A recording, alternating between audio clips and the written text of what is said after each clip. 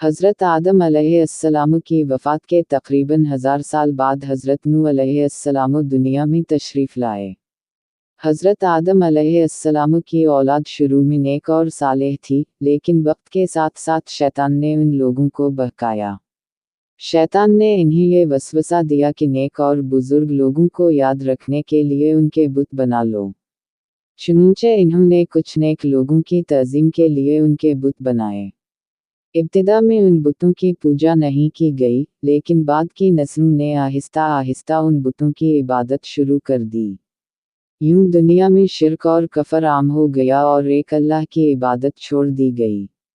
तब अल्लाह ताला ने हज़रत नूह अलैहिस्सलाम को अपनी कौम की तरफ भेजा। उस वक्त इंसानों की उम्रें बहुत ज़्यादा हुआ करती थीं, और हज़रत नूह अलैहिस्सलाम की उम्र तकरीबन 950 साल थी।